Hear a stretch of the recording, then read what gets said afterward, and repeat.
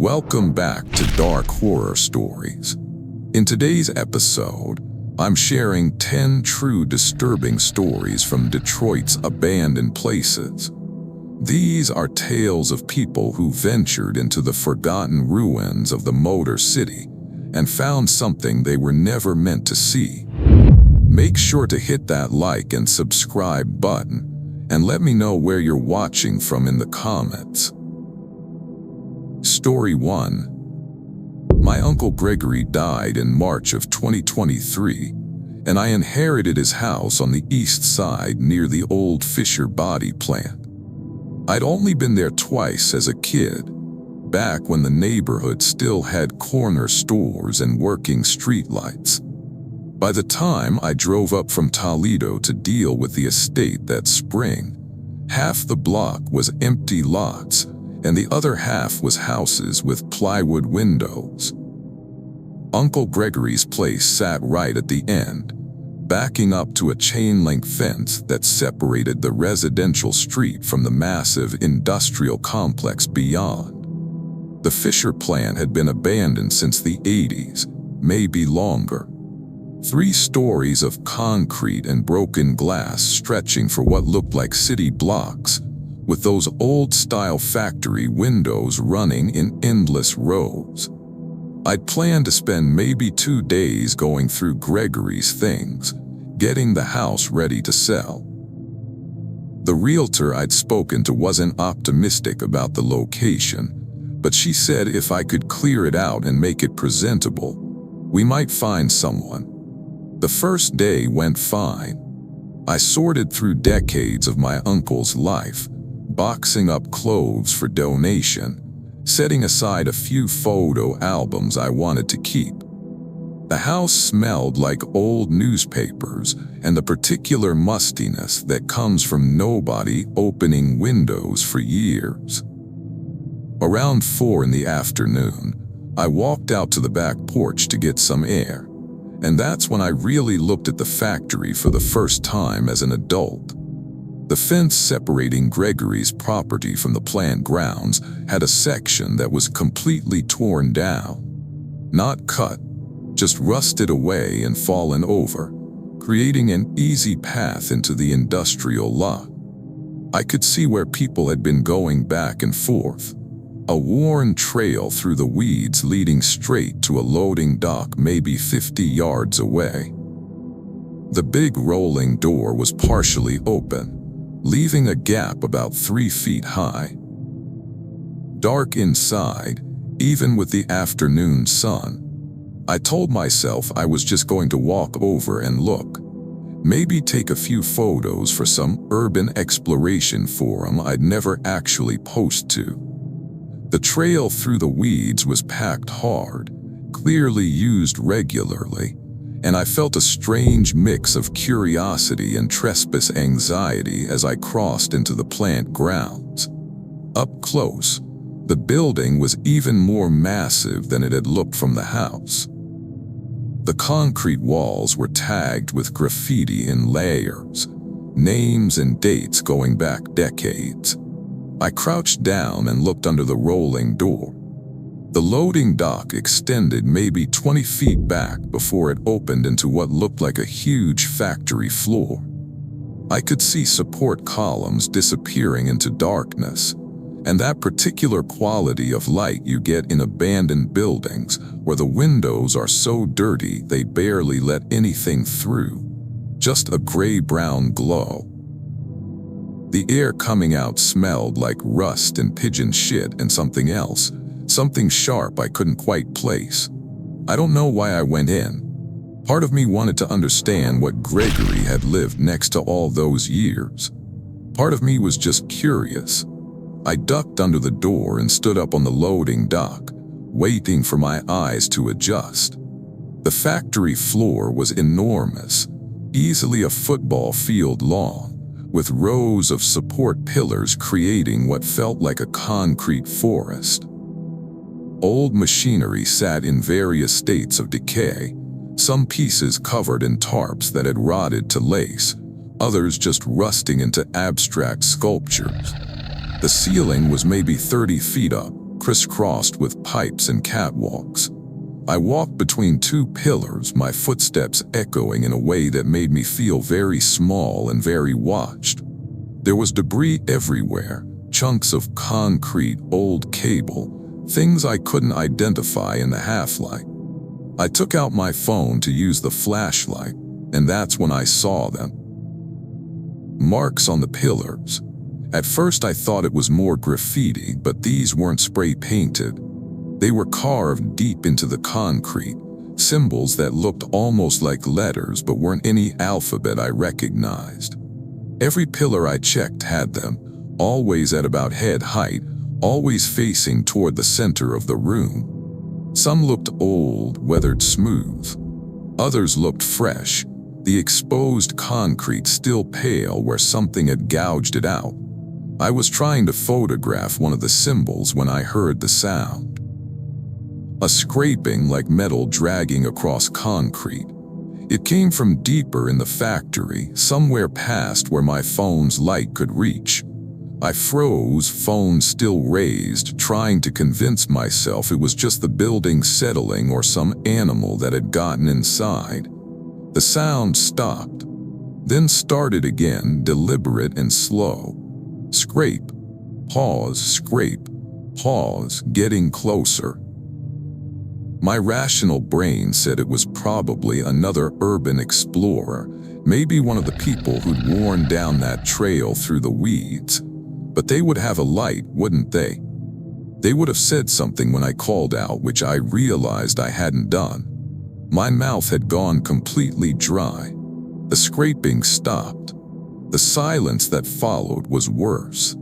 I could hear my own breathing, too loud, and somewhere high above me the flutter of pigeons roosting in the rafters.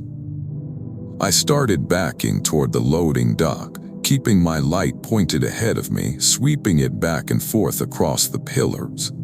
The beam caught something moving. It was there for just a second between two pillars, maybe 40 feet away. Tall, but the proportions were wrong. The shoulders too wide and sloped forward, arms hanging down past where knees should be. It was pale, that's what I remember most, pale like concrete dust or old bones. And it was sideways behind the pillar, pressed flat against it in a way that didn't make sense, like it was part of the pillar itself and just starting to peel away from the concrete. I ran. I didn't think about it, didn't try to rationalize, just turned and ran for the loading dock.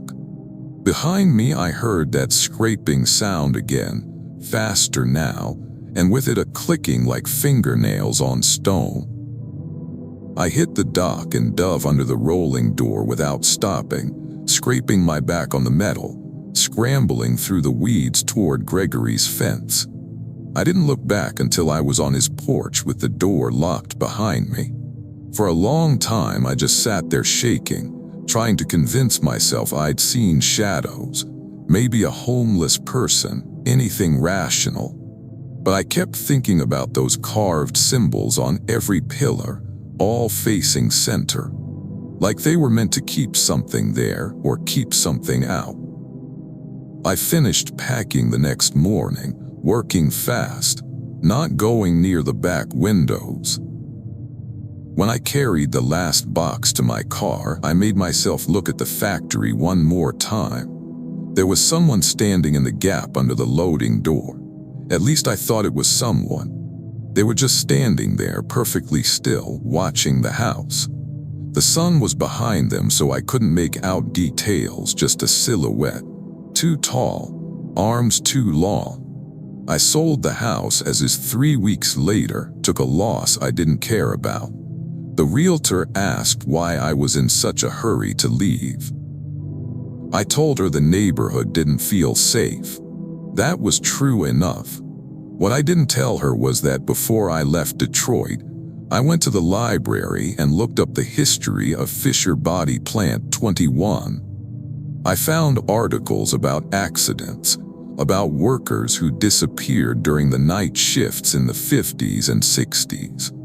about how some sections of the factory were sealed off and never spoken about strange symbols maintenance crews would find carved into support structures, always facing toward the center of the building. The house sold to an investor who planned to flip it. I hope whoever moves in has the sense to stay away from the factory. I hope they don't see that trail through the weeds and feel curious. Mostly I hope that thing, whatever it is, stays where it belongs, pressed flat against those pillars deep in the dark where the symbols are carved. A story 2. I was doing freelance photography in 2021, trying to build a portfolio that would get me actual paying work. A friend mentioned the Lee Plaza Hotel on West Grand Boulevard, said it was one of those Art Deco masterpieces that Detroit had just let rot. 15 stories of 1920s luxury abandoned since the 90s, perfect for dramatic urban decay shots. She said photographers went there all the time, that the ground floor was easy to access if you knew which window was broken. I went on a Thursday afternoon in October, parked on the street where I could see my car from the building. The plaza still had that faded grandeur you see in old hotels, the limestone facade stained and crumbling, but still showing hints of the elegant details underneath. Most of the windows were broken or covered in plywood, but some of the upper floors still had glass, dark and watching. Getting inside was exactly as easy as my friend had described. A first-floor window that someone had pried the plywood off, leaving just the empty frame. I climbed through into what had been a ground-floor retail space, now just an empty room with water-damaged walls and a floor covered in debris.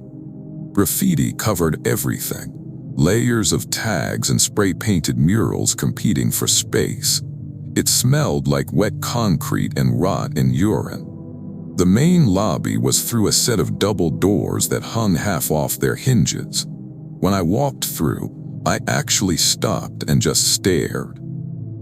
Despite decades of abandonment and vandalism, you could still see how beautiful it had been. The ceiling was maybe 30 feet high, decorated with these elaborate plasterwork designs, most of it crumbling but still incredible. A grand staircase curved up to the second floor, the marble steps cracked and stained but still intact. Chandeliers that had probably cost a fortune were now just twisted metal frames with all the crystals stolen or shattered on the floor below. I spent an hour on the ground floor, taking shots of the lobby from different angles, getting close-ups of architectural details. The light coming through the broken windows was perfect, creating these dramatic shadows and highlighting the decay in ways that would look amazing in the portfolio I was building. I was lining up a shot of the staircase when I noticed the footprints. They were in a patch of dirt and debris near the base of the stairs, and at first I thought nothing of it.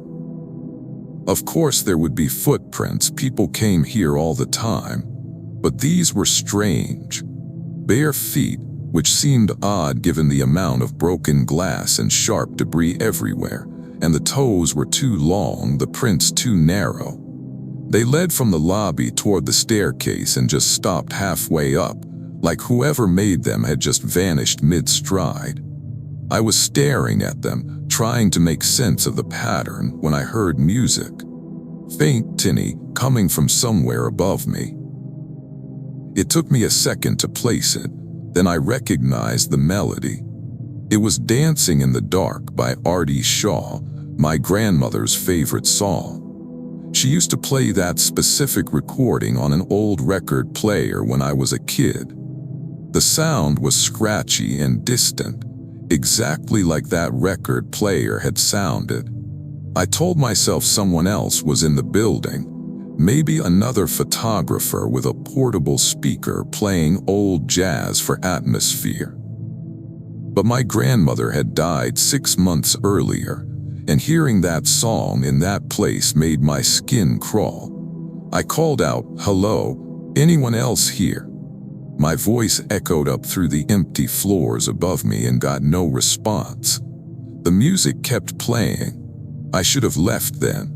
That's what I tell myself now, that any sensible person would have walked straight back out that window and never looked back. But I was 23 and stupid, and the music was coming from somewhere on the upper floors, and I convinced myself that I needed shots from higher up anyway, that the view would be worth it. I started climbing the stairs, camera in one hand, phone flashlight in the other. The second floor was a warren of rooms that had been individual apartments back when the plaza was a residential hotel. The doors were mostly open or missing, revealing small spaces stripped down to bare walls and broken fixtures. More graffiti, more debris. The music was louder here, definitely coming from above. Third floor, same layout. Fourth floor, and the music was clear now, still scratchy and distant but unmistakably that Artie Shaw recording, playing on a loop. The same minute 30 of the song over and over. On the fifth floor, I found where it was coming from. One of the apartment doors was closed, and the music was coming from inside. The door was swollen in its frame, the wood warped from years of water damage, but there was a gap at the bottom maybe 2 inches high. Light was coming through that gap, flickering and orange like candlelight. I stood in the hallway for what felt like a long time, phone light pointing at that door, trying to decide what to do. The rational part of my brain was screaming to leave, that nothing good was behind that door, that people squatted in abandoned buildings and I should respect their space. But the music kept playing, that specific recording, and I found my hand reaching for the doorknob before I'd consciously decided to open it. The knob turned easily, too easily for a door that looked so swollen and stuck. I pushed it open. The room was empty. No furniture, no candles, no record player. Just bare walls and a floor covered in old newspapers and water stains. The music was gone, cut off the instant the door opened, and the flickering light I'd seen through the gap was gone too. The only light was from my phone, casting harsh shadows across the empty space. But in the center of the floor, someone had arranged dozens of hotel key cards in a perfect circle, each one placed with the room number facing up. I got close enough to read them. Room 713. Every single card showed 713. I backed out of the room and headed for the stairs. The smart thing would have been to go down, but something made me keep climbing. I told myself I just wanted to see what was on the 7th floor, wanted to understand. The truth is I don't know why I kept going up. It felt like something was pulling me, not physically, but like the building itself wanted me to climb. The 7th floor was different from the others. Quieter, if that makes sense. The same layout of apartment doors and hallways, but the air felt heavier, harder to breathe. The graffiti stopped at the stairwell, like the taggers hadn't wanted to come this far. I walked down the hallway checking room numbers. 709, 710, 711, 712, and then 713. This door was different. While every other door in the building was damaged or missing or hanging open, 713 was perfectly intact. The wood looked almost new, the brass number plate polished and shining in my phone light. When I got within 10 feet of it, my phone died. just shut off completely despite having been at 60% battery 2 minutes before. I stood in that hallway in complete darkness and I heard breathing. Not mine, though mine had gone shallow and fast. This was slow and wet, coming from behind the door to 713. Then a voice, so quiet I almost missed it under the sound of my own heartbeat. It was my grandmother's voice, saying my name. Just my name, over and over, in that exact tone she'd used when I was little and had done something that disappointed her. I ran. Felt my way back to the stairwell in complete darkness and ran down those stairs, tripping and catching myself, not caring about the noise I was making. 7 flights down, feeling like 70, and when I burst through into the lobby I saw them. People standing in a circle around the base of the stairs. At least I thought they were people at first. There were maybe a dozen of them, all facing toward me, all perfectly still. They were pale, that washed-out gray of old paint, and their faces were wrong, features too smooth, like department store mannequins that someone had tried to make human but couldn't quite get right. They didn't move as I stumbled past them, just turned their heads in perfect unison to track my path to the window.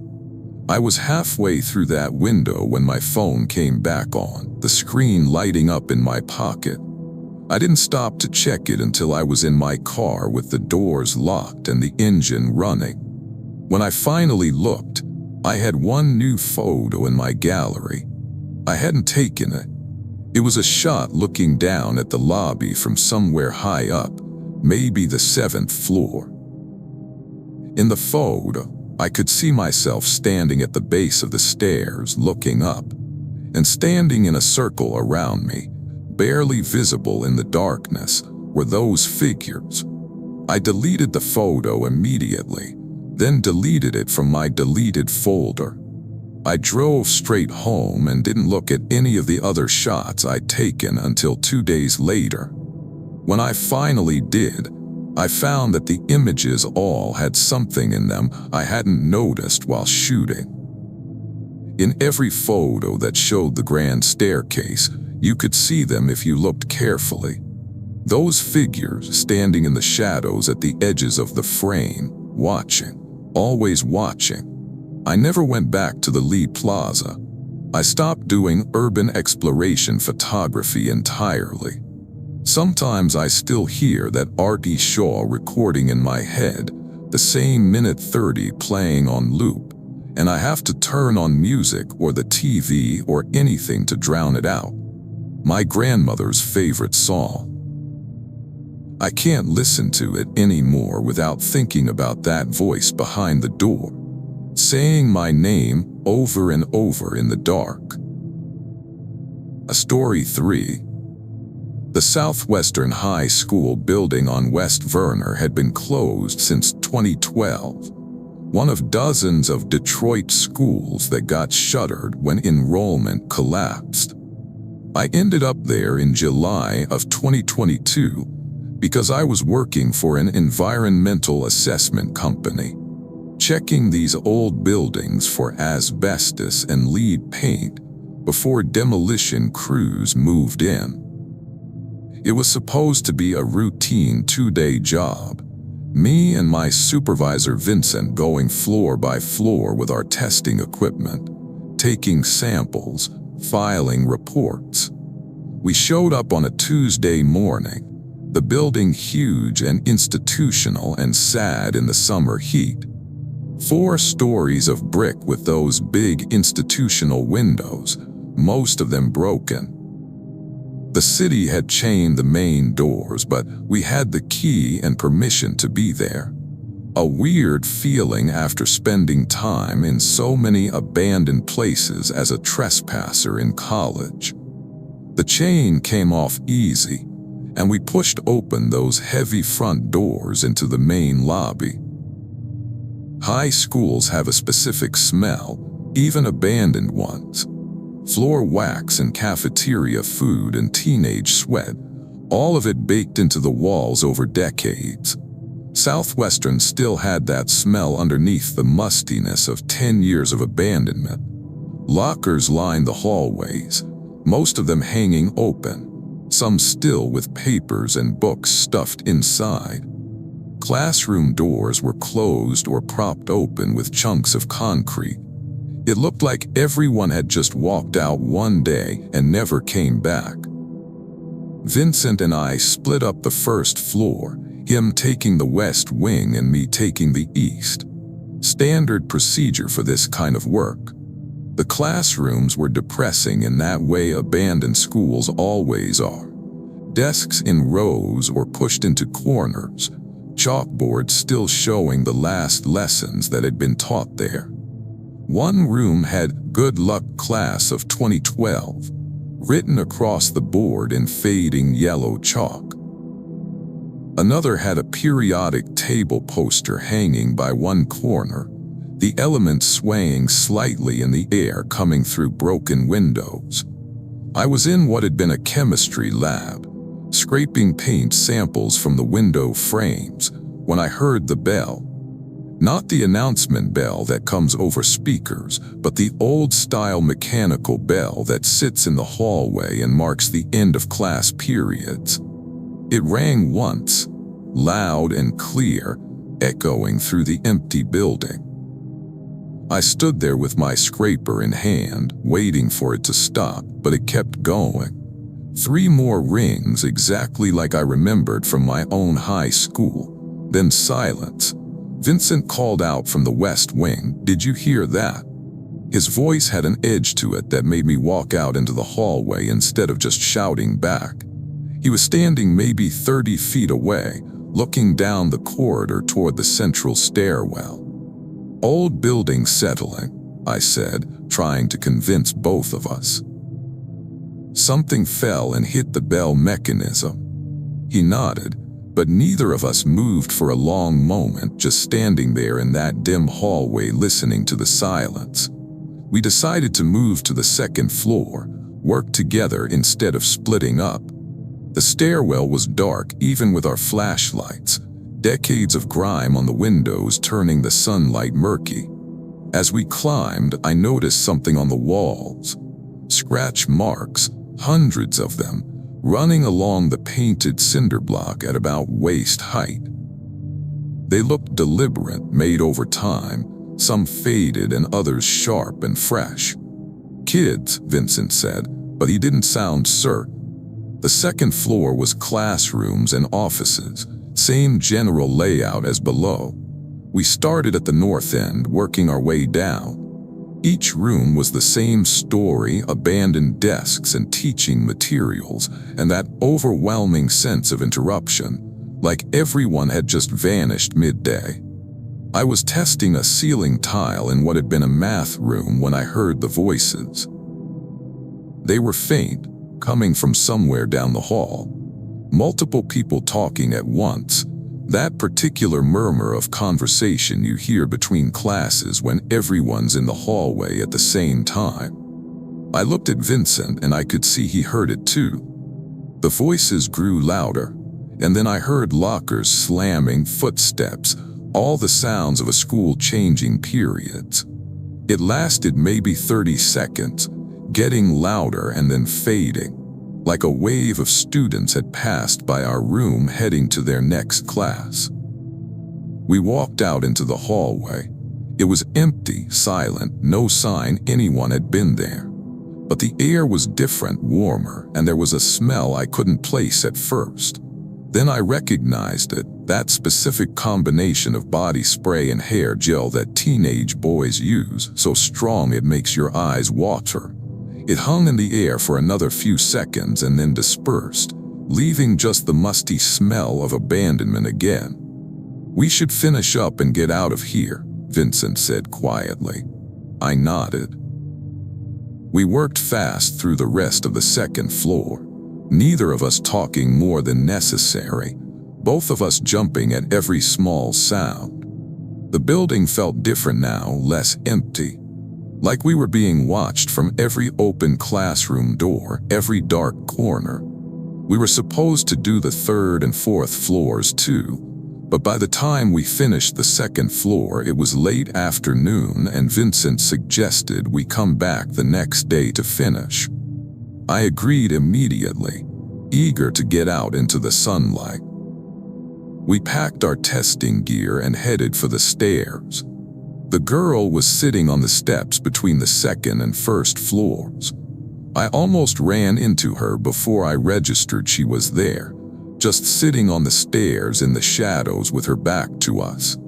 She was wearing jeans and a red hoodie, her dark hair pulled back in a ponytail.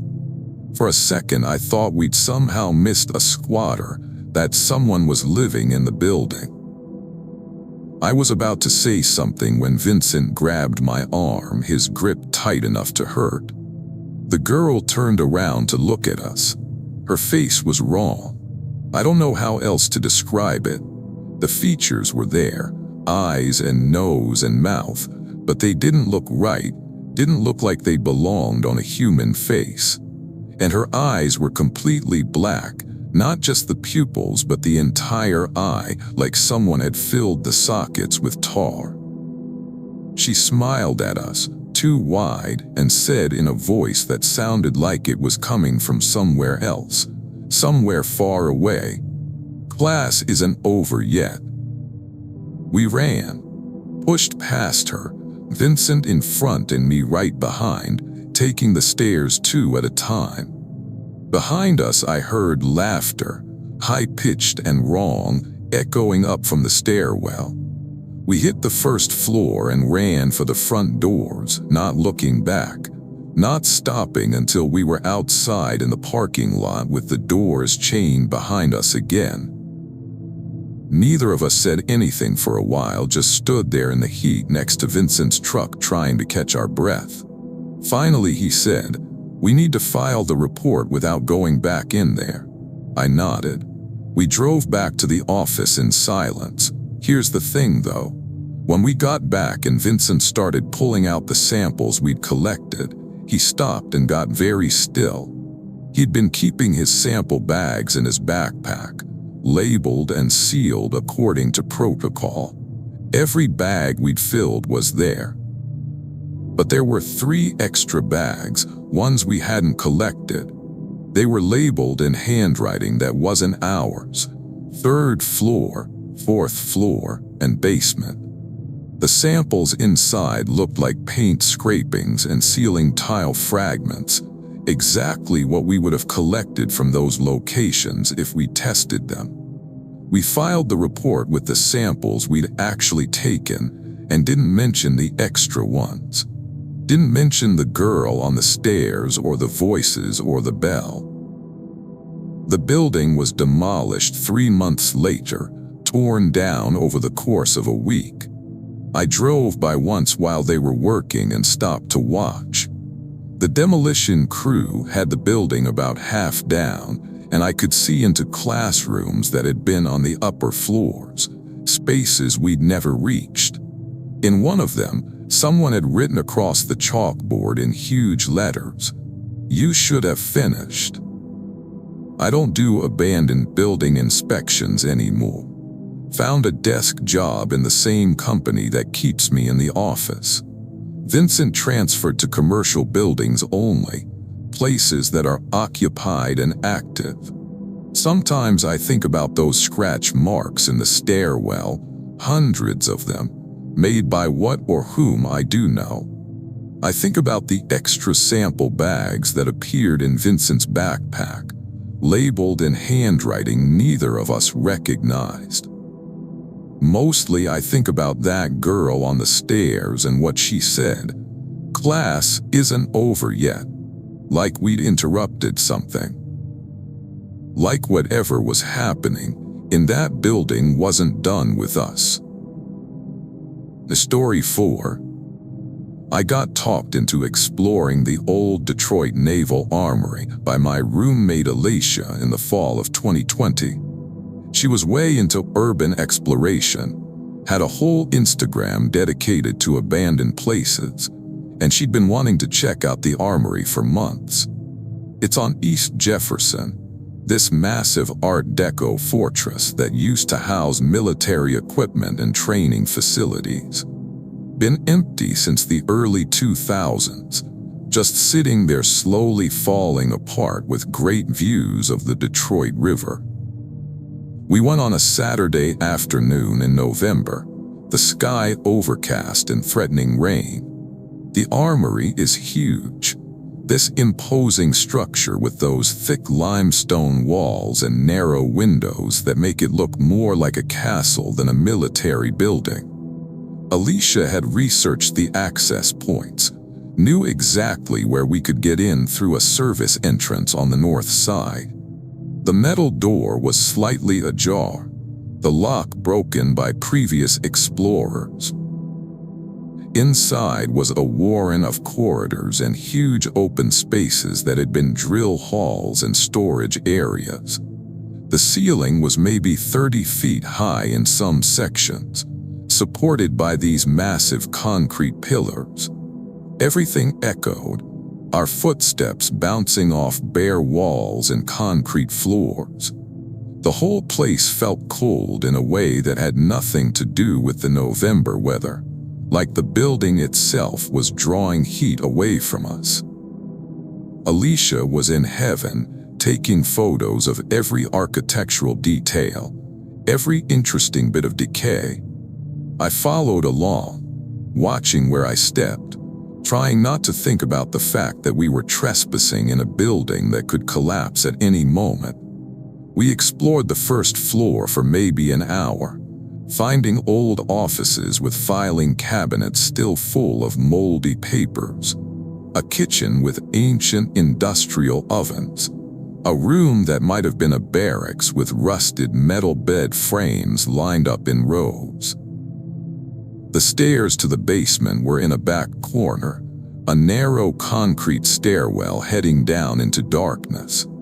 Alicia wanted to check it out, said the basement was supposed to have the most interesting features, old tunnels and storage vaults. I wasn't enthusiastic, but I followed her down, using my phone flashlight to see the steps. The basement was a different world. The ceiling was lower, maybe 8 feet, and the air was noticeably colder and damper. The walls were bare concrete, water-stained and crumbling in places. The corridor we entered stretched ahead maybe 50 feet before branching into multiple directions, a maze of passages leading to what had been storage rooms and mechanical spaces. Our lights barely pushed back the darkness. We explored carefully, checking each room as we came to it. Most were empty or full of broken equipment too degraded to identify. One room was full of old gas masks, hundreds of them scattered across the floor and piled in corners, their round eye ports watching us like dead faces. Alicia took about 50 photos. The tunnel entrance was at the end of the main corridor, an arched opening leading into darkness. There was a metal gate that should have been locked across it, but someone had cut through the bars with a torch or angle grinder, leaving a gap wide enough to squeeze through. Alicia was through it before I could suggest maybe we'd explored enough. I followed reluctantly. The tunnel was different from the basement corridors. Older, for one thing. The walls were brick instead of concrete, and the ceiling curved in that way railroad tunnels do. It smelled like river water and rot, and our footsteps sounded wrong, too loud and too echoey all at once. After maybe 30 yards, the tunnel opened into a wider space, a circular chamber with 4 passages leading off in different directions. In the center of the chamber was a grate in the floor, the kind that covers a drain or pit. I could hear water moving somewhere below. Alicia was examining the passages, trying to decide which one to explore next. I was standing near the grate when I heard the singing. It was coming from below, from whatever space was under that grate.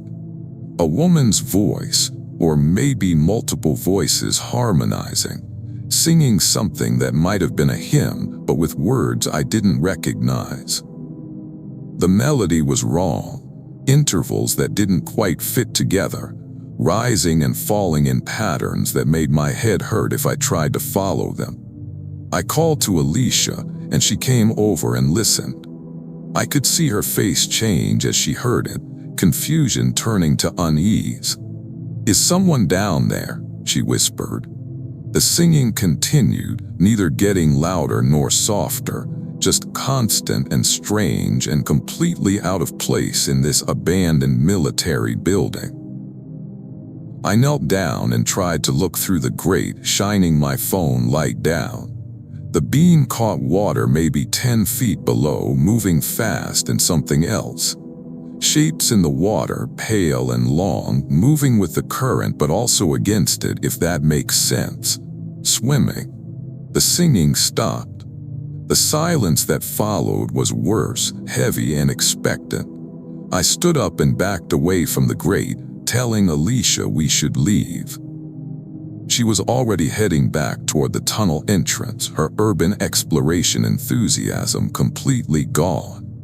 We made it maybe 10 feet when the smell hit us. It was like nothing I'd experienced before. Rotten fish and sewage and something sweet underneath it, cloying and raw. It was coming from the grate, billowing up in waves that made my eyes water, and with the smell came sound. Splashing like something large pulling itself out of water. Movement beneath that grate, scraping across metal. We ran. The tunnel seemed longer going back, stretching on forever in our phone lights. Behind us I could hear more splashing, and a sound like wet footsteps slapping against brick. Alicia was ahead of me, already squeezing through the gap in the gate. I followed, not looking back, and we ran through the basement corridors, up those narrow stairs, through the maze of the first floor, and out into the gray November afternoon. We didn't stop running until we were a block away, standing next to Alicia's car, both of us gasping for breath. When we'd calmed down enough to think straight, Alicia checked her phone to look at the photos she'd taken. Most were fine, the usual Urban Decay shots she'd been excited about. But the last 5 photos, the ones she'd taken in that circular chamber with the grate, were wrong. In each photo, you could see shapes in the darkness behind us. Pale figures, too tall and too thin, standing in the passages that led off from the chamber. In the last photo, one of them was closer, standing just at the edge of where the phone light reached. Its head was tilted at an angle that made my neck hurt to look at, and its mouth was open wide, too wide. The photo was blurry, like it had moved right as the shutter clicked, but you could see inside its mouth. No tongue, no throat, just darkness going down and down. Alicia deleted all of the photos from the armory, not just the disturbing ones, all of them. She quit urban exploration entirely, stopped posting to Instagram, wouldn't even talk about abandoned buildings anymore. Sometimes I wonder what those things were under the armory, living in whatever flooded tunnels connect to the river. Sometimes I think about that singing, those harmonies that didn't fit together right, and I wonder if they were meant to attract or to warn. Mostly I'm glad we ran when we did. Because in that last photo, the one Alicia deleted first, you could see more of them in the background, pulling themselves up through the grate. We left just in time. I don't think we would have made it out if we'd hesitated even a few seconds longer. Story 5. My cousin Jesse and I decided to check out the old Packard plant in late summer 2019, right before the serious demolition work started. We'd grown up hearing stories about it. This massive 3 million square foot automotive complex that had been abandoned since the 50s, slowly falling apart over 7 decades. By the time we went, it had become this iconic symbol of Detroit's decay. Photographers and explorers coming from all over the world to document it before it disappeared. We drove up on a Saturday evening, planning to spend an hour or so walking through before it got dark. The plant sprawls across blocks on East Grand Boulevard, dozens of connected buildings in various states of collapse. Some are just concrete skeletons, floors pancaked down into rubble. Others are still standing but probably shouldn't be. Walls tilted at angles that make your brain hurt. Roofs caved in, leaving everything open to the sky. The building we entered was toward the east end of the complex. 4 stories of reinforced concrete with most of the exterior walls still intact. Getting inside was easy. No doors left and huge sections of the first floor just open to the elements. The interior was a maze of support columns and debris, broken machinery and chunks of concrete from collapsed upper floors. Graffiti covered every surface, some of it artistic murals and some just tags, layers and layers going back decades. Jesse wanted to get to the upper floors for photos, so we found a stairwell that looked relatively stable and started climbing. The stairs were concrete, which felt safer than climbing up rusted metal catwalks, but chunks of the steps had broken away, and you had to watch your footing. Second floor was more of the same as below, vast open factory space broken up by columns. The third floor was partially collapsed. Huge sections of the floor just gone, leaving gaps you could look down through all the way to the ground level.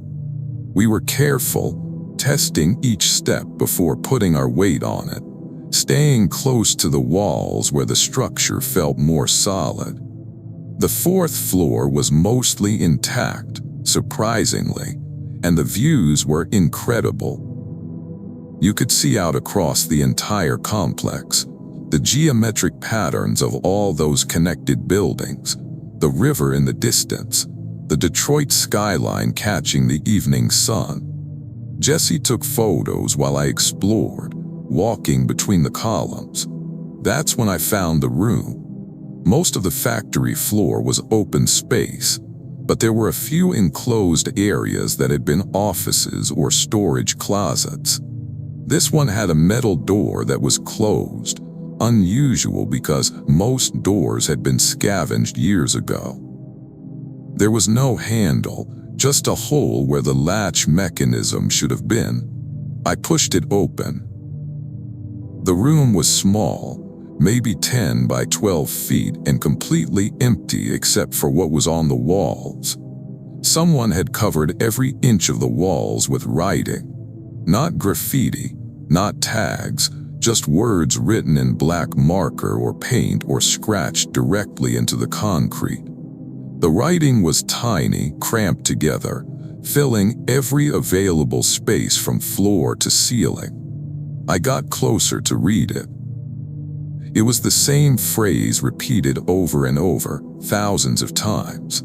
The floors are hungry, the floors are hungry, the floors are hungry. Over and over, wall to wall, written in slightly different hands like multiple people had contributed. Some of the writing looked old, faded, and weathered. Some looked fresh, the black marker still glossy and new. I backed out of that room and called Jesse over. He looked inside, read some of the writing, and we had one of those silent conversations where you just look at each other and both know it's time to leave. We headed back toward the stairwell we'd used to come up. The stairs were different. I know that doesn't make sense, that stairs can't change, but they were different. The concrete was more degraded, chunks missing that hadn't been missing before, and there were stains on the steps, dark brown spreading down from the upper floors, still wet looking. They smelled like rust and old meat. We went down carefully, even more cautious than we'd been coming up. Between the third and second floors, Jesse stopped suddenly. He was staring at the wall of the stairwell, his face gone very pale. I looked where he was pointing. There were handprints on the wall, dozens of them, all sliding downward like someone had been dragged while trying to grab hold. The prints were dark red-brown, the same color as the stains on the steps, and they ended at a section of wall that was discolored, almost like the concrete had absorbed whatever had made those marks. We got down to the second floor and I heard it. A grinding sound, deep and sustained, coming from below us. The building settling, I told myself. Old concrete and metal shifting under stress. But it sounded rhythmic, almost like breathing, and it was getting louder. Jesse was already moving toward the first floor, taking the stairs two at a time. I followed, my hands gripping the railing even though I wasn't sure if the rail could hold weight anymore.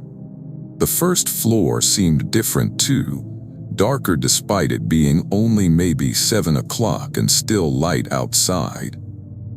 The spaces between the support columns felt deeper, the shadows thicker. That grinding sound was louder down here, and with it came a vibration I could feel through the soles of my shoes. The floor was shaking, very slightly, in rhythm with that sound. We were 30 feet from the exit when I saw the floor move. Not shake, move. A section of concrete between two columns just rippled, the surface flowing like liquid for a second before solidifying again. Jesse saw it too because he grabbed my arm and we ran, not caring about the debris or the gaps in the floor or anything except getting out of that building. We burst outside into the evening light and kept running across the weed-choked lot toward where we'd parked. When we finally stopped and looked back, the building looked normal, solid and still and dead, just another part of the decaying plant. But I could swear I saw something in the shadow of one of those fourth-floor windows, a darkness that was denser than the rest, watching us leave. We didn't talk much on the drive home. What was there to say? That we'd seen the floor move, that we'd found a room covered in warnings about hungry floors. It sounded insane. But 2 days later, I was reading an article about the history of the Packard plant, and I found something that made my blood go cold. The article mentioned that during the plant's operation, several workers had disappeared over the years. Not quit, not left for other jobs, just vanished during their shifts. The company always claimed they'd abandoned their posts and walked away, but families insisted the workers wouldn't have done that. The disappearances always happened on the third and fourth floors of the eastern buildings. The article mentioned that some workers had reported feeling like the floors weren't solid, like the concrete was unstable under their feet. Supervisors had dismissed it as vertigo or nerves. I've read everything I can find about the Packard plant since then, and I keep coming across similar stories. People who went to explore and felt like they were being watched from below, not from above or the sides but from the floors themselves. A photographer who set up for a shot on the fourth floor and looked down to see the concrete directly under his tripod had gone soft, was pressing down under the weight. A group of explorers who heard grinding sounds and felt vibrations and ran just like we did. The demolition work on that building started 3 months after our visit. I read that the crews had trouble with it, that the concrete was degraded in unexpected ways, that sections of floor would just crumble when they tried to bring them down. One worker was quoted saying the building didn't want to come down easy, that it fought them every step. I wonder if they ever found anything under those floors, in whatever spaces existed beneath the concrete. I wonder if they were careful about what they might have released. Jesse and I don't talk about what happened. It's been almost 6 years and we've never discussed it, not once. Like there's a mutual agreement that talking about it might make it more real. But I still think about that room covered in warnings. Thousands of repetitions written by who knows how many people over the years. All of them trying to tell future explorers the same thing. I just hope they listened better than we did. Story 6. I ended up at St. Agnes Church in the fall of 2018 because I was working on a documentary about abandoned religious buildings in Detroit. I'd been filming at various sites for about 3 months, getting footage of crumbling churches and schools that the diocese had closed down as populations declined. St. Agnes was supposed to be the centerpiece, this huge neo-Gothic complex on Rosa Parks Boulevard that included both a church and a school building, abandoned since 2006. I went alone on a Thursday afternoon in October, my camera gear in a backpack and my good video camera in hand. The church was stunning even in decay, red brick with white stone trim, and a bell tower that was still mostly intact. The main doors were chained, but the chain was loose enough that I could squeeze through into the vestibule. Inside, the church was breathtaking and heartbreaking at the same time.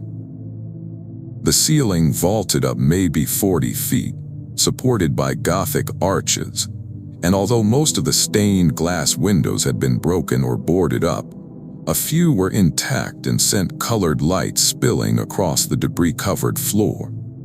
The pews were gone, probably salvaged or stolen, but the altar was still there at the far end, marble and ornate and covered in graffiti.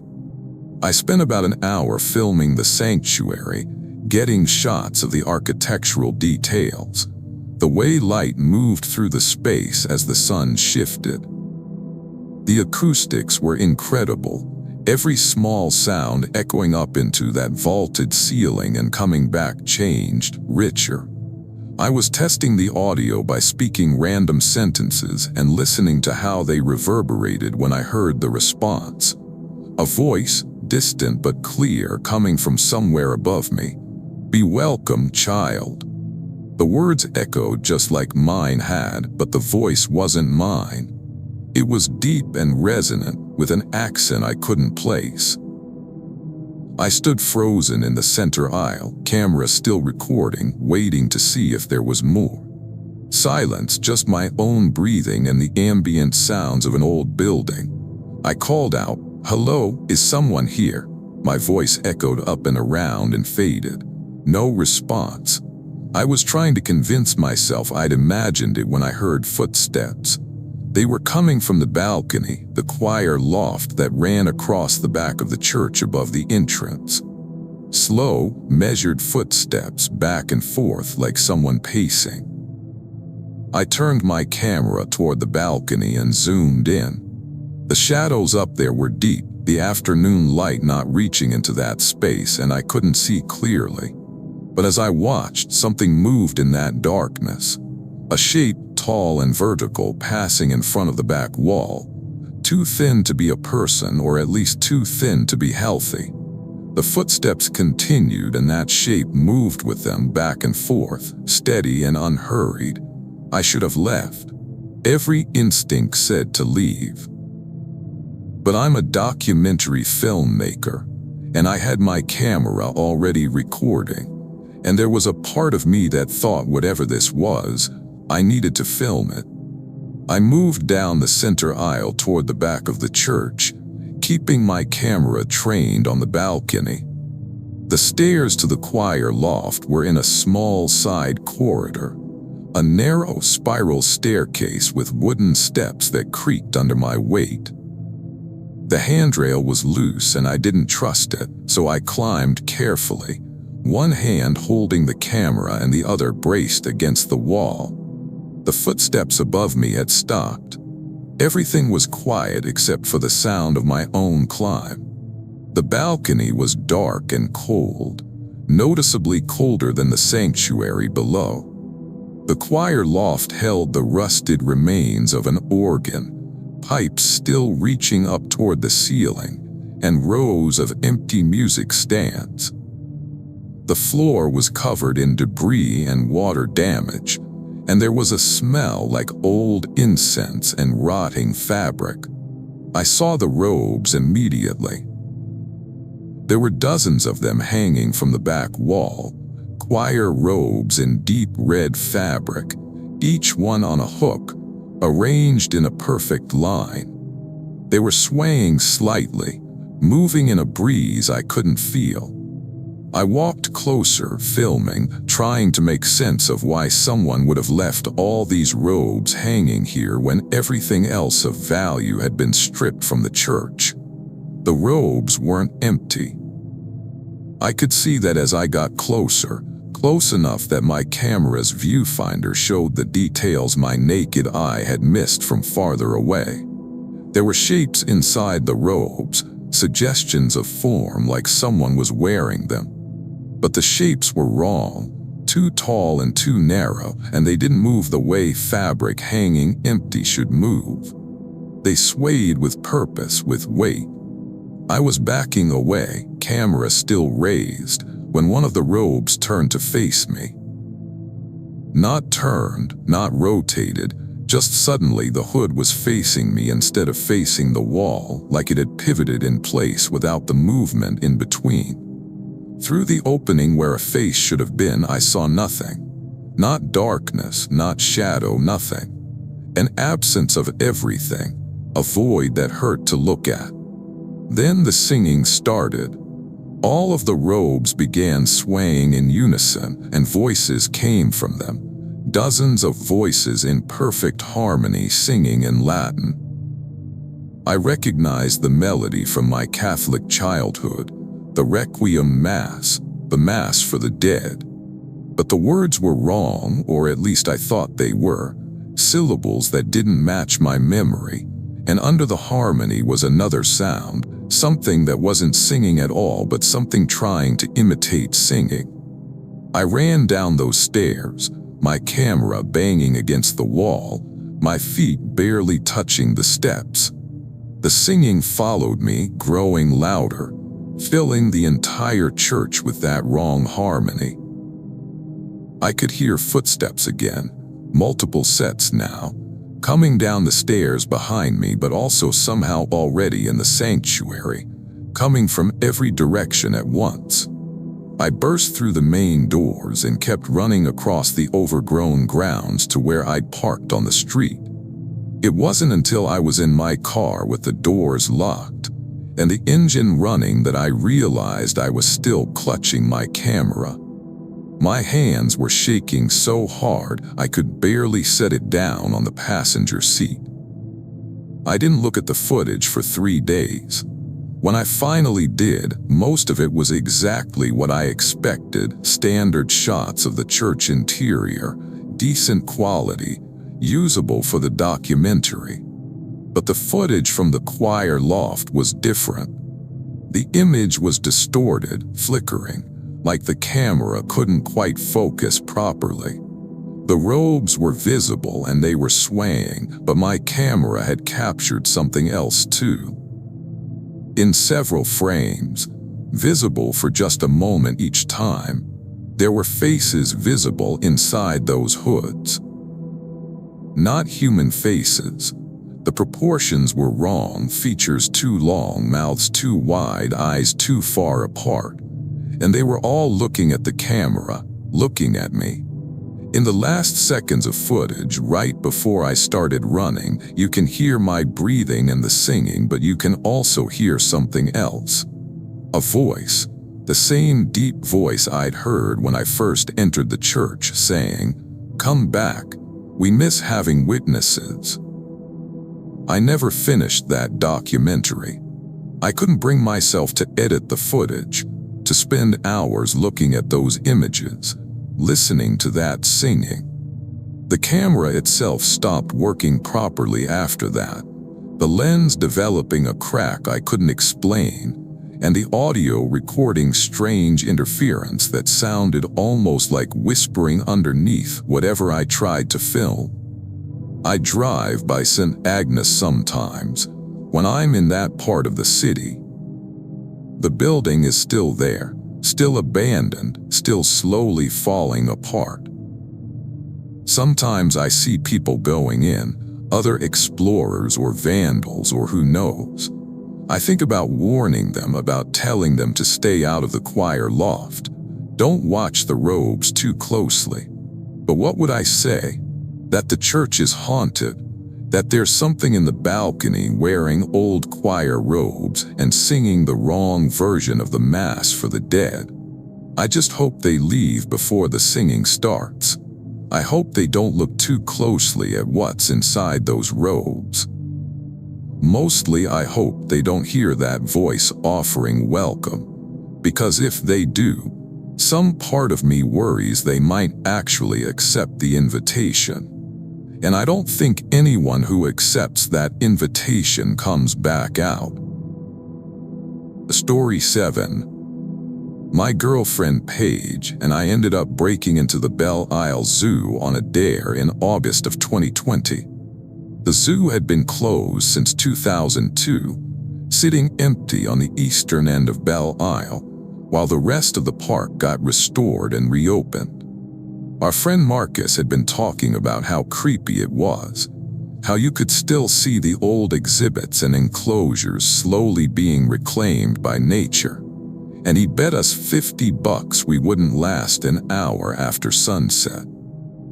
We went on a Saturday night, parked near the old entrance and walked in through a gap in the fence that had been there so long there was a worn path leading through it. The zoo was smaller than I'd expected, maybe 10 acres, but densely packed with buildings and walkways and the rusted remains of habitats. In the darkness with just our phone lights, it felt like a maze. The first thing we checked out was the Elephant House, this Art Deco building that had been one of the showpiece structures back when the zoo was operating. Inside was a central area where visitors would have stood, looking into enclosures on either side. The enclosures were empty now, concrete floors covered in dead leaves and debris, the bars rusted but still intact. Paige was taking photos, trying to capture the decay when I heard the sound. It came from one of the enclosures, a low rumbling that I felt in my chest as much as heard, like breathing, deep and slow. I called to Paige and we both listened. The sound continued for maybe 10 seconds then stopped. We waited, but it didn't come back. "Old building," Paige said, but she moved a little closer to me. We explored more of the complex, checking out the smaller exhibits. The monkey house was particularly creepy, small cages stacked too high along both walls, each one barely big enough for a person to stand in. Some of them still had enrichment items inside, plastic toys and rope swings, faded and rotting. The place smelled like mold and animal waste, even after 18 years of being abandoned. Outside, the pathways wound between what had been outdoor enclosures. Most were overgrown, trees and bushes growing wild, fences falling down. One enclosure still had its information plaque, Himalayan brown bear. The fence was partially collapsed, leaning inward, and I couldn't tell if that meant something could get out or if it was just age and neglect. I wasn't sure which thought was more disturbing. We'd been there maybe 45 minutes when we found the aquarium building. It was low and bunker-like, mostly underground, with a single entrance visible above ground. The door was propped open with a chunk of concrete, and cold air was flowing out, noticeably colder than the August night. Paige wanted to go inside. The stairs led down into darkness, our phone lights barely making a dent.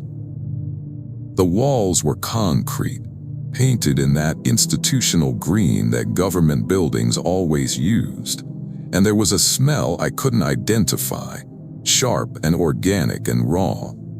At the bottom of the stairs was a corridor with viewing windows on either side, the old aquarium tanks. Most of the tanks were empty, just empty concrete boxes with glass fronts, but a few still had water in them. Murky, stagnant water that had probably been sitting there for 2 decades. We walked slowly down the corridor, checking each tank. One had what looked like old decorations, fake rocks and plastic plants, all covered in algae. Another had something dead floating near the surface, too degraded to identify. The largest tank was at the end of the corridor, maybe 15 feet wide and 8 feet tall. It still had water, filled almost to the top, so murky I couldn't see more than a few inches into it. The surface was completely still, no ripples or movement. We were standing in front of it, Paige trying to get a photo, when something moved in the water. It was deep in the tank, just a shape shifting in the murk, but it was large. Too large. The tank couldn't have been more than 6 feet deep, yet whatever moved in there gave the impression of something much bigger, like we were only seeing a portion of it. The water rippled, and for just a second something pressed against the glass from inside. It looked like a hand. Or what a hand might look like if you'd only heard it described but never seen one, if you tried to make a hand but got the proportions wrong. Too many fingers, each one too long, pressing flat against the glass and leaving marks in the grime. The hand stayed there for maybe 3 seconds and then withdrew back into the murk. Paige grabbed my arm and we backed away from the tank.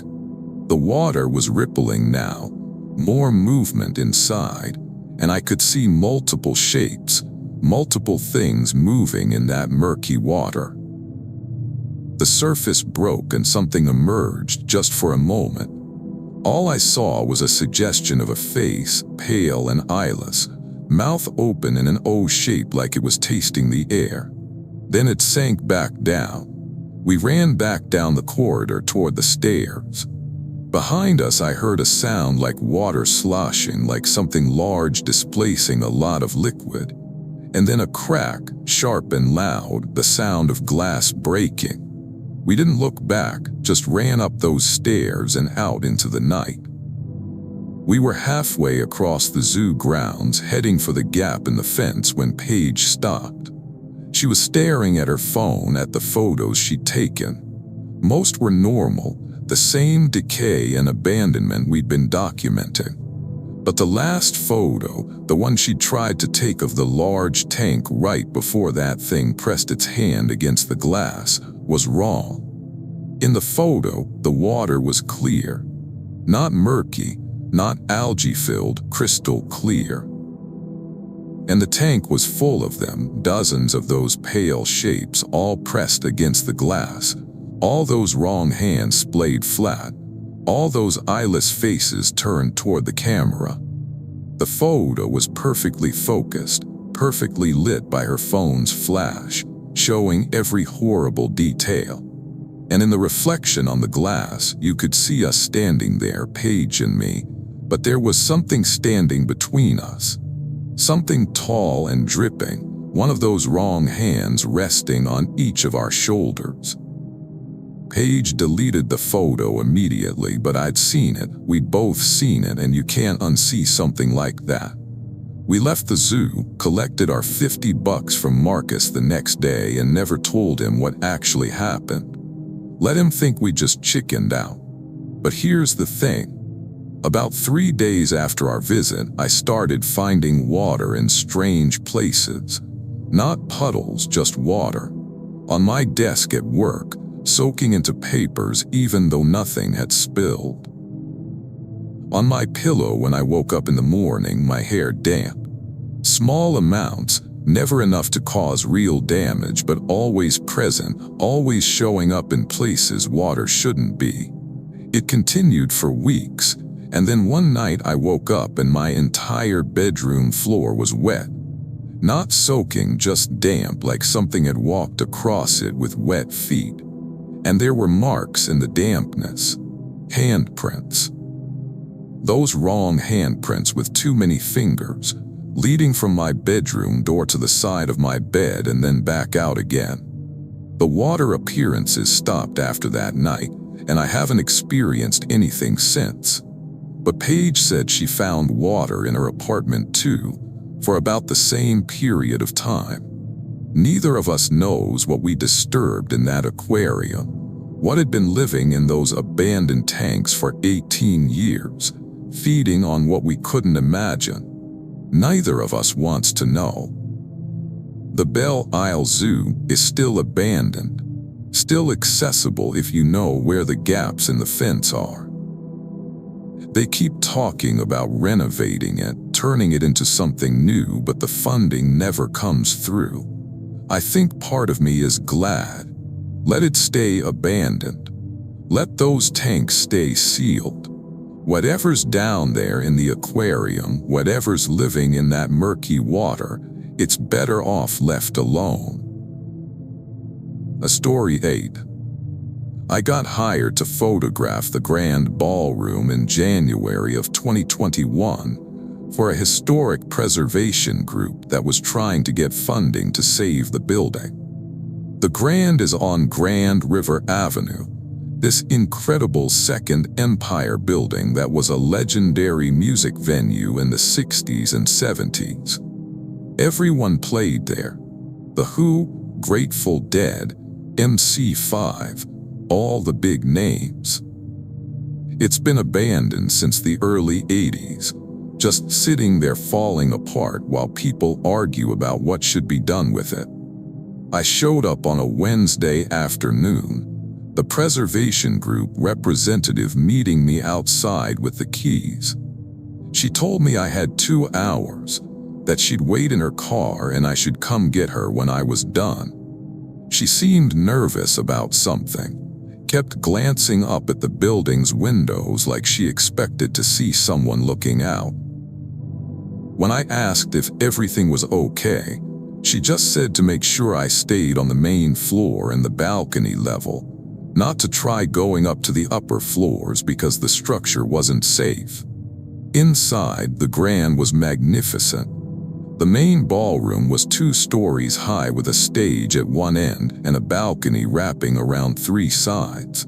The ceiling was decorated with ornate plasterwork, most of it intact despite decades of neglect. The floor was hardwood, scratched and stained but solid. Even empty and decaying, you could feel the history in that room. Imagine the crowds and the music and the energy. I spent about an hour getting shots of the ballroom from every angle, documenting the architectural details and the damage that needed repair. The light was perfect, winter sun coming through the tall windows and creating these dramatic shadows. I was lining up a shot of the stage when I heard music. It was faint, coming from somewhere above me. Electric guitar, bass, drums, playing something that might have been psychedelic rock. The kind of music the Grand would have showcased in its heyday. I listened for a minute, trying to figure out where it was coming from. It sounded live, not a recording, that raw quality you get from amplified instruments in a big space. I knew the woman who'd let me in had said to stay off the upper floors, but the music was clearly coming from up there, and if someone else was in the building, I should probably check it out. The stairs to the upper levels were in a side hallway, a narrow staircase with a rope across the bottom, and a sign that said "Danger Unsafe." I stepped over the rope and started climbing. The second floor was a maze of small rooms that had been offices and storage spaces. The music was louder up here but still distant, like it was coming from even higher up. I found another staircase and kept climbing. The third floor was mostly empty, just open space with exposed studs where walls had been removed. The music was directly above me now. The fourth floor staircase was partially collapsed, several steps missing, but I could see another floor above and the music was right there, so clear I could almost make out the melody. I climbed carefully, testing each step, squeezing past the damaged section. The fourth floor was different from the others. It was finished, not stripped down like the third floor had been, with wallpaper still on the walls and doors leading to what looked like small apartments. This must have been where people lived when the building was first built, before it became a ballroom. The music was coming from the end of the hallway, from behind a closed door. I walked down that hallway, my camera hanging from its strap around my neck, my phone flashlight illuminating the peeling wallpaper and water-stained ceiling. The door at the end was different from the others, painted black where the rest were white or bare wood. The music was so loud now I could feel it vibrating in my chest, that deep bass thrum that live rock music creates. I knocked on the door. The music stopped instantly, cut off mid-note. Silence, complete and heavy.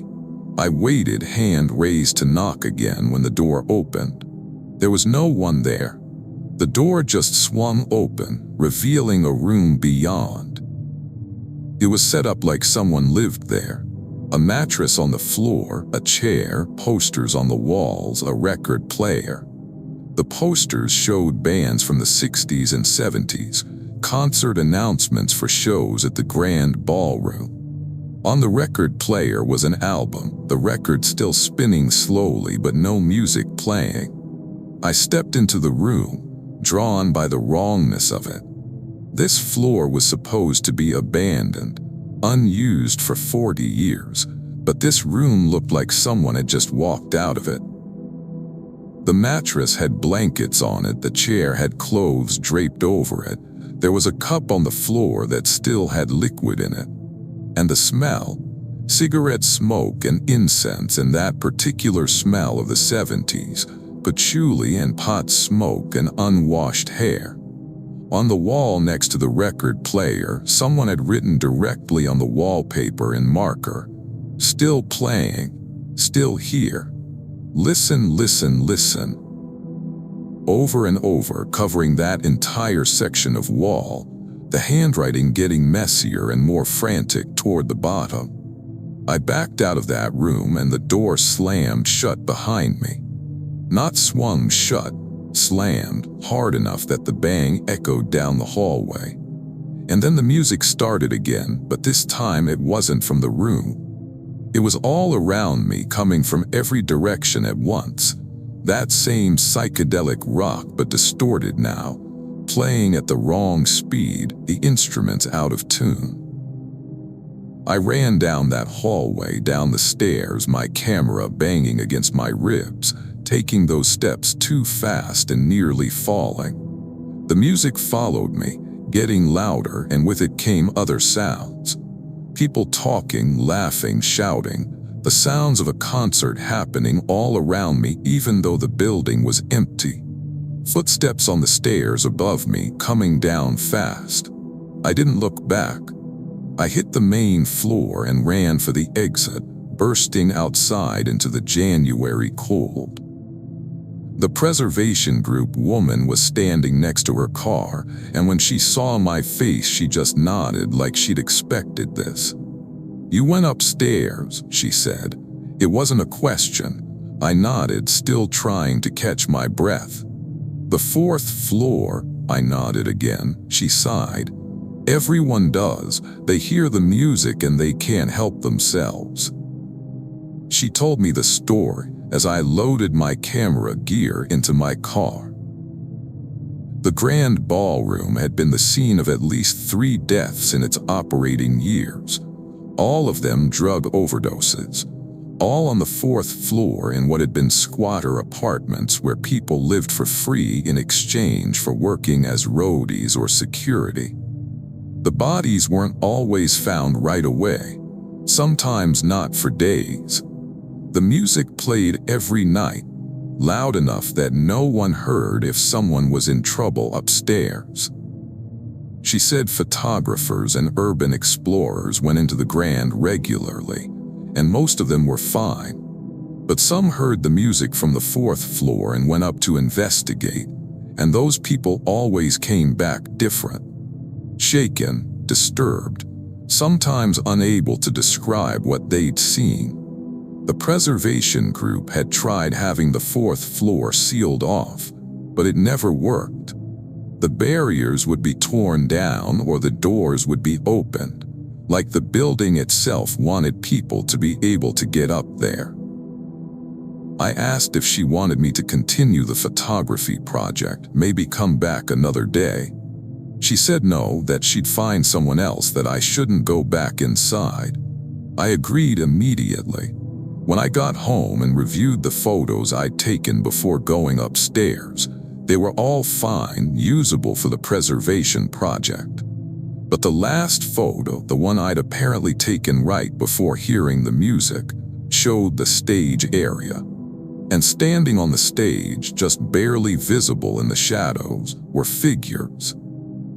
Lots of them, like a full band and audience, all frozen mid-motion, all transparent like double exposures, all looking toward the camera. I sent the preservation group the photos I'd taken of the main ballroom and refused payment for the job. The Grand Ballroom is still abandoned as of 2025, still being debated about and fought over. I drive past it sometimes, and I always look up at the 4th floor windows. Sometimes I think I see movement up there, shadows passing across the dirty glass. Sometimes if my car window is open, I think I hear music playing. That same psychedelic rock, distorted and wrong, playing on and on for an audience that never left. Story 9. My brother Cowan and I went to explore what's left of the Detroit-Windsor Tunnel's old ventilation building in March of 2023. It's not really advertised or well known, just this weird Art Deco structure on the Detroit side that used to house massive fans and equipment for cycling air through the tunnel. Been abandoned since they upgraded the system sometime in the 90s. Just sitting there locked up and slowly decaying. Cowan worked in commercial real estate and had access to a lot of properties, knew people who could get us into places we shouldn't technically be. He arranged it with someone who had keys, told me it would be a quick in and out, just wanted to see the space and take some measurements for a client who was theoretically interested in repurposing it. We met there on a Saturday morning, cold and overcast, and let ourselves in through a side entrance. The ventilation building was bigger than I'd expected, 4 stories tall, with most of the interior being one huge central shaft where the fans had been. The fans themselves were long gone, salvaged or scrapped, leaving just this vertical space with catwalks and platforms at different levels. The acoustics were strange, sounds echoing up and down the shaft in ways that made it hard to tell where they originated. We started on the ground level, Cowan measuring and taking notes while I looked around. There were old control panels on the walls, all the gauges and switches still there but disconnected and useless. The floor was concrete, stained dark in patterns I didn't look at too closely. In one corner was a door marked tunnel access. It was chained and padlocked, the chain thick and new-looking despite the building's overall abandonment.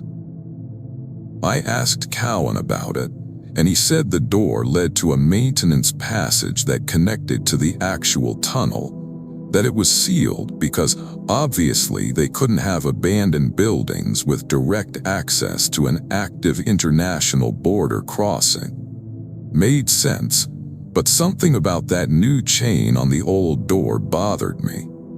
We took the metal stairs up to the first catwalk level, our footsteps ringing on the steel. The catwalk circled the central shaft, and you could look down to the ground level or up to where the fans had been. The height made me nervous, especially since some sections of the railing were loose or missing. Cowan continued his measurements, completely unbothered, while I stayed back from the edge. That's when I heard the tapping. It was coming from below, from that door marked tunnel access. Not random tapping, but rhythmic. Tap, tap, tap, pause, tap, tap, tap, pause. I called down asking if Cowan heard it. He stopped his measurements and listened. The tapping continued, steady and insistent. Old building, he said, but he'd lost some of his confidence. The tapping stopped. A few seconds later, we heard the chain on that door rattling. Not violently, just moving like someone on the other side was testing it. We both leaned over the catwalk railing to look down. The door was closed, the chain intact, but as we watched, the door handle turned.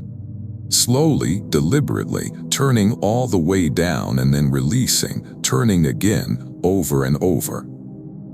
Cowan said we should check it out, make sure no one else was in the building. I thought we should leave, but he was already heading down the stairs. I followed because I wasn't going to stay up on that catwalk alone. We reached the ground level and approached the door carefully. This close, I could hear something on the other side. Breathing, wet and labored, and with it a smell like standing water and decay. The handle turned again while we were standing right there, and I could hear the mechanism moving, metal on metal. Cowan reached out and grabbed the handle, holding it still. "Who's there?" he called out. The breathing on the other side stopped. Everything went silent. Then very quietly a voice, "Let me out." The voice was wrong. I can't describe it better than that. The tone was human, the words were clear, but something about it was wrong. Like it was imitating speech without understanding what speech should sound like. Cowan let go of the handle and backed away. "We need to leave," he said. We turned to go, and every door in the building slammed open at once. Not just opened, slammed, banging against walls with a sound like thunder that echoed up and down the ventilation shaft. We ran for the exit we'd used, but the door was closed now, and when Cowan tried the handle, it wouldn't turn. Locked from the outside somehow, even though we'd left it propped open. Behind us, the door marked tunnel access started shaking. The chain was holding, but the door was rattling in its frame, wood cracking, hinges groaning. That wet breathing sound was back, louder now, coming from multiple places at once. The ventilation shaft, the corners of the room, everywhere. Cowan pulled out his phone and called the contact who'd given us access, his hand shaking. No answer. He tried again, nothing. I was looking around for another exit when I saw the handprints on the walls. They were wet, glistening in the dim light coming through high windows, appearing as I watched. Dozens of them, hundreds, covering every surface, all sliding downward like whatever was making them was dripping water constantly. The exit door flew open, not locked anymore, and we ran. Out into the cold March morning, across the lot to where we'd parked. We didn't stop until we were in Cowan's truck with the doors locked and the engine running. When we looked back at the building, every window on every floor showed movement. shadows passing back and forth, like the building was full of people, even though we knew it was empty. Cowan never mentioned what happened to anyone. His client suddenly lost interest in the property. The deal fell through. The ventilation building is still sitting there, still locked up, still abandoned. But 3 days after our visit, I found something in my jacket pocket that I know wasn't there before. A key, old and brass and covered in something that felt damp and wrong. There was a tag attached with an address written on it, the ventilation building's address. And underneath, in handwriting that looked rushed and frightened, "Please don't come back." I threw the key away, or tried to. Put it in the trash, took the trash out, watched the truck haul it away. 2 days later, the key was back in my jacket pocket. I've thrown it away 6 times now and it keeps coming back. Sometimes I wake up and it's on my nightstand. Sometimes I find it in my car. Sometimes it's just back in my pocket even though I know it wasn't there an hour before. I don't know what it's for, what door it opens, or what that voice behind the tunnel access door wanted. I don't want to know. But the key keeps coming back, and sometimes at night I hear that wet breathing sound, very faint, like something is standing just outside whatever room I'm in, waiting. I think it wants me to come back. I think it wants me to use that key. I'm afraid that one day I might wake up and find myself standing in front of that building, key in hand, walking toward the door. I'm afraid I won't be able to stop myself. Story 10. I ended up in the old Vanity Ballroom on Jefferson Avenue in December of 2022 because my friend Isabella was convinced the building was about to be demolished, and she wanted one last chance to see inside before it was gone.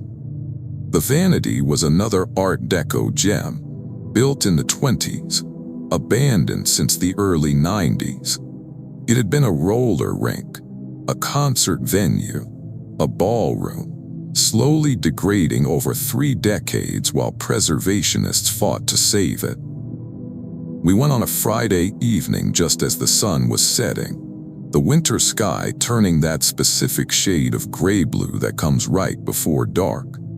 The building was locked up tight, but Isabella had found a basement window that was broken, and we squeezed through into a mechanical room full of rusted pipes and old boilers. The basement was a maze of small rooms, storage and utilities, all of it water-damaged and dark. We used our phone lights to navigate, finding the stairs up to the main level. When we emerged into the ballroom itself, I stopped and just stared.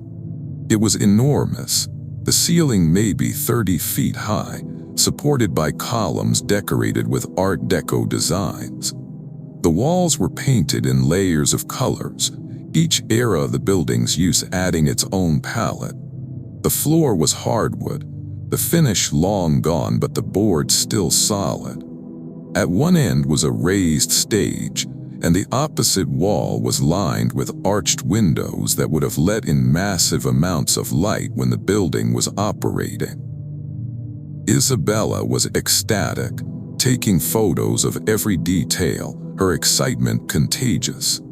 We explored the main floor, finding old ticket booths and a coat check room and stairs leading up to what had been a balcony level. The building felt sad but not threatening. Just another beautiful space Detroit had let slip away through decades of economic decline. We were on the balcony level, looking down at the main ballroom floor, when the lights came on. Not all the lights, but some of them old fixtures that shouldn't have had power after 30 years of abandonment. They flickered on one by one, dim and orange, barely pushing back the evening darkness, but enough to see by without our phones.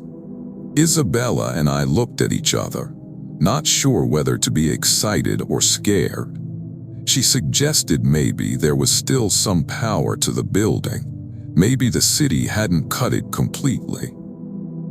I pointed out that was absurd, that abandoned buildings don't just have working lights. We were debating what to do when we heard music. It was big band music, jazz from the 40s or 50s, playing from speakers we couldn't see. The sound quality was scratchy, like an old recording, but loud enough to fill the ballroom. And with the music came voices, laughter, conversation, the sound of dozens of people talking and enjoying themselves. But the ballroom was empty, just Isabella and me on the balcony looking down at empty floor. Then they appeared. Not all at once, but gradually, like they were fading in. People in vintage clothing, dresses and suits from the 40s, filling the ballroom floor below us. They were dancing, moving in pairs and groups, twirling and laughing perfectly in time with the music. They weren't solid, not quite, more like projected images, transparent and flickering in that dim orange light. Isabella grabbed my arm, her camera forgotten, both of us just watching this impossible scene. The dancers moved across the floor, never looking up, never acknowledging us, just dancing and laughing and living a night that had happened maybe 80 years ago. I could see through them to the far wall, could see how the light passed through their bodies, but they cast shadows somehow, thin gray shadows that moved with them across the floor. We watched for maybe 2 minutes, and then one of the dancers looked up at us. A woman in a green dress, her hair styled in victory rolls, her face young and pretty. She looked directly at Isabella and me, and her expression changed. The smile faded and her mouth opened like she was screaming, though no sound came out over the music. She pointed at us, and every other dancer stopped and turned to look. All of them, 50 or 60 figures, all turning in unison to stare up at the balcony. All of their faces changing, smiles becoming screams, joy becoming terror. And they started to fade, not gradually but in pulses, flickering like bad video, their mouths open in those silent screams, their hands reaching toward us. The lights went out. All at once, every fixture going dark, plunging us back into darkness broken only by our phone lights. The music cut off mid-note. The ballroom was empty again, silent, just Isabella and me standing on the balcony trying to process what we'd seen. We were about to head back down when Isabella looked at her camera. She'd been taking photos before the lights came on, and her camera had continued shooting, automatically capturing what happened. She showed me the screen. The photos showed the empty ballroom, and then the lights coming on, and then figures appearing on the floor. But in the photos, they weren't dancers. They were corpses, bodies in vintage clothing lying sprawled across the floor in various positions, their faces frozen in expressions of terror and pain.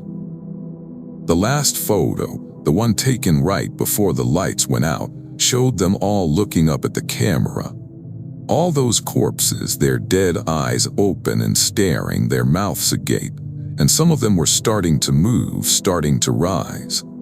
And on the balcony, visible in the reflection in one of the arched windows, there were 2 figures standing where Isabella and I were standing. But they weren't us. They were wearing old-fashioned clothing, and their faces were blurred, and they were holding what looked like weapons.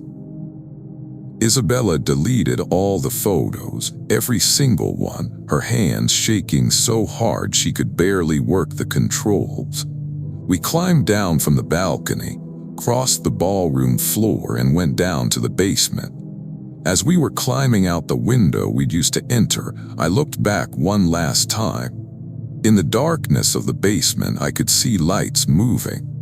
Phone lights, like ours, sweeping back and forth. and silhouettes, people climbing the stairs up to the main level.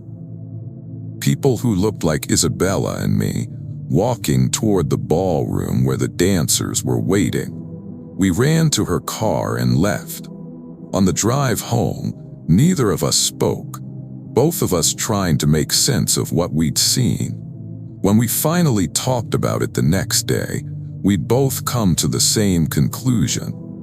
The Vanity Ballroom had been the site of a massacre in 1947, a gang shooting that killed 8 people during a dance. The newspapers from the time were full of it, photos of bodies on the ballroom floor, descriptions of the panic and horror. What we'd seen were those victims, trapped in the moment of their deaths, playing out the last happy moments before the shooting over and over. And when they saw us, they realized we didn't belong, that we weren't part of their night. They realized they were dead. The Vanity Ballroom is still standing as of 2025, still waiting for someone to decide its fate. Isabella and I both moved out of Detroit within 6 months of that night, neither of us willing to stay in a city that kept its ghosts so close to the surface. But sometimes when I'm falling asleep, I see those dancers looking up at me, their faces changing from joy to terror.